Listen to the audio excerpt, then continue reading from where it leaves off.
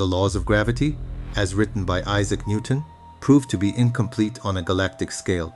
For decades, this significant discrepancy was a profound mystery for astronomers, a ghost in the machine that challenged the fundamental foundations of cosmology. That is, until they found the body. The observatory air was cold and still, thick with the scent of photographic chemicals and old paper. Vera Rubin leaned over the spectrographic plates, a lone figure against the faint hum of machinery. But a profound and unsettling doubt pulsed beneath her calm exterior.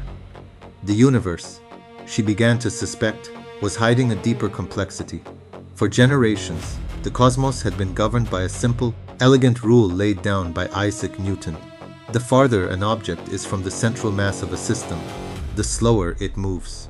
It was the law that kept planets in their orbits and moons tethered to their worlds, a gravitational cornerstone of reality itself. Her work was a direct challenge to that foundation, a rebellion waged not with manifestos, but with meticulous measurements of galactic rotation curves. She was mapping the speed of stars, tracing their luminous paths through the colossal spiral of Andromeda. The expectation was clear. Stars at the galaxy's brilliant, dense center should move quickly, while those grazing the distant, sparse edges should drift along at a far more leisurely pace. Her data, however, told a different, highly anomalous story. With each plate she analyzed, the same anomaly stared back at her. The stars at the galactic rim were moving at unexpectedly high velocities, racing along as fast as those near the core. It was like watching a carousel spin with such violent velocity that the riders on the outer edge should have been flung into the darkness.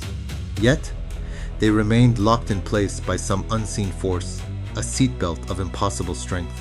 The flat line she plotted was not a discovery. It was a verdict. It was the signature of a fundamental break in the laws of physics, a fundamental discrepancy known as the galaxy rotation problem. This wasn't a rounding error or a minor miscalculation that could be explained away with clever math.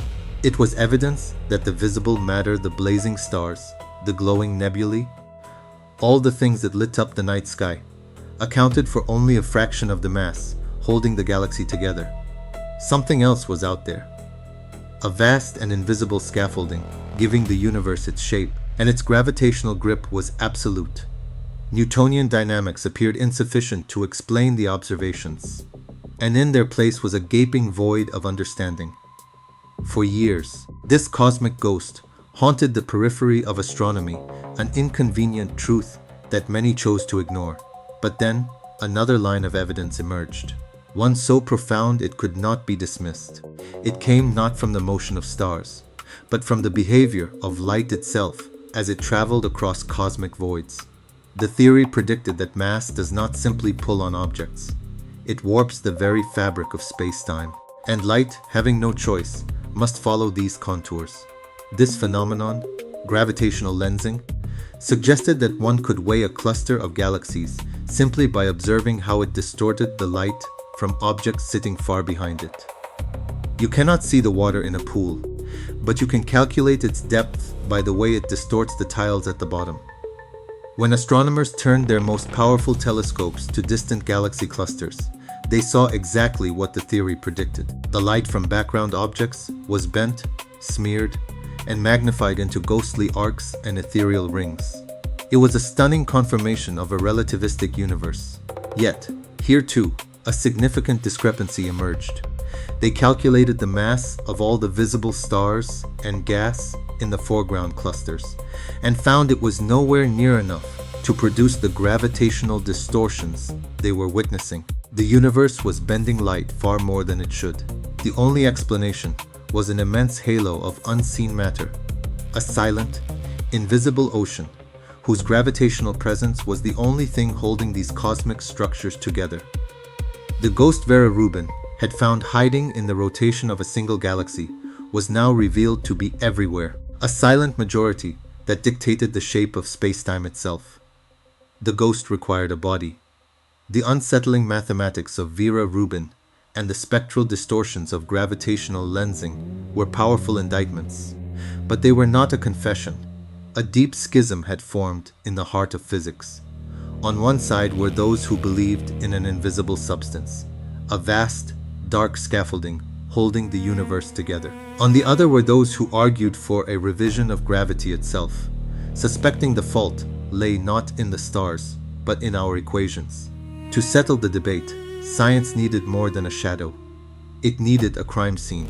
They found it 3.7 billion light-years from Earth, in a titanic event known as the Bullet Cluster Collision. It was a scene of immense energetic release, the aftermath of two entire galaxy clusters smashing into one another at millions of miles per hour over the course of 100 million years. A slow-motion cataclysm of unimaginable scale. The raw data from this collision site provided a forensic reconstruction of the event, holding within it the answer to the greatest mystery in cosmology. The clusters had passed through one another, and in their wake, they had left behind the smoking gun. Using the Chandra X-ray Bullet Cluster Observatory, astronomers first mapped the collision's baryonic matter, the normal, visible stuff of which we are made. The vast majority of a cluster's normal mass is not in the stars themselves, but in colossal clouds of superheated gas that drift between the galaxies. When the two clusters collided, their individual galaxies, being mostly empty space, passed through each other like ghosts. The gas clouds, however, were not so lucky. They slammed into each other with monumental force, creating a brilliant shockwave of plasma, a cosmic fireball heated to millions of degrees that glowed fiercely in the X-ray portions of the electromagnetic spectrum. This glowing wreckage was the most massive visible component of the system. The mangled flesh left behind at the scene. This is where the case should have closed. According to all known physics, the greatest concentration of mass should have been right there, in the middle of that blazing pileup of gas. But then, the astronomers deployed their secret weapon once more. Gravitational lensing. They painstakingly mapped how the cluster distorted the light from galaxies in the far distance, using the universe itself as a giant lens to weigh the entire system. A dreadful and profound silence must have fallen over the control rooms as the final map was rendered. The lensing data revealed that the true center of gravity was not where the gas was. The composite image was the verdict. In it, the hot, colliding gas is rendered in brilliant pink, a testament to the violent interaction of normal matter. But the gravitational map, rendered in blue, showed something else entirely. Two massive concentrations of gravity had sailed cleanly through the collision, almost completely undisturbed, now flanking the glowing gas on either side. The invisible skeleton had passed straight through the carnage, leaving the flesh behind. The dark matter from each cluster, feeling no friction and ignoring the electromagnetic spectrum entirely, had continued on its path as if the collision never happened. Here was the irrefutable physical separation of normal matter from the source of the gravity. It was no longer a theory or a mathematical ghost. It was a distinct physical entity, caught in the act of behaving in a way that normal matter simply cannot. The bullet cluster was not just a collision. It was a perfect forensic experiment that proved 85% of the universe is made of a substance that does not see light, does not feel heat, and passes through solid objects as if they are not there. The evidence provided the strongest support yet for the dark matter hypothesis. With the evidence from the bullet cluster collision laid bare, the long argument was over. A cold and inescapable truth settled over the world of physics, for the ghost that had haunted their equations for decades had finally shown its form. The universe we knew, the one of shining stars, swirling galaxies, and incandescent gas, was merely a luminous minority. We were living in a cosmos dominated by an invisible majority, a substance that was not just dark, but fundamentally alien to our own existence. This was the dawn of the non-baryonic reality. It was the sober acceptance that the protons, neutrons, and electrons that constitute our bodies, our planet, and our sun are a minor component of the universe's total mass-energy budget, in a universe built from something else entirely. This dark matter, this invisible scaffolding, does not interact with light or any other part of the electromagnetic spectrum. It feels only gravity, a silent, brooding presence that shapes the cosmos on the grandest scales, while remaining utterly indifferent to the brilliant infernos of stars and the intricate chemistry of life. The realization was not a triumphant discovery, but a humbling demotion. Humanity was not just a speck in a vast universe, but a speck made of a rare and fragile material. The implications of this truth were both terrifying and profound. Without this invisible framework, our own home, the Milky Way, would never have formed.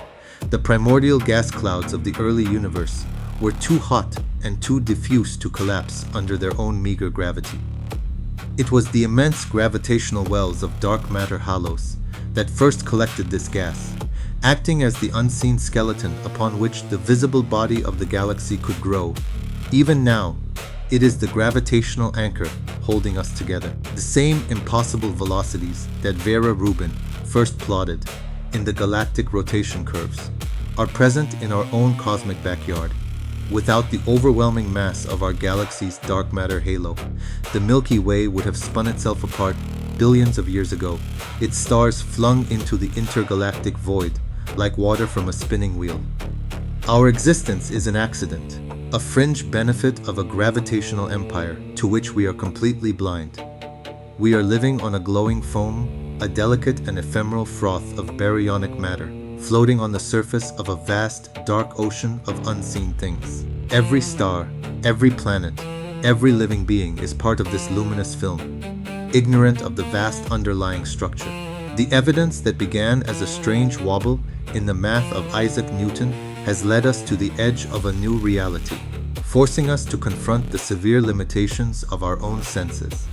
We have spent our entire history staring into the sky, believing that light was the ultimate messenger, the final arbiter of what is real. Now we know it is a filtered, incomplete truth. If 85% of the universe is invisible to light, how much of reality are we fundamentally blind to? So they found the body, and the ghost was finally real.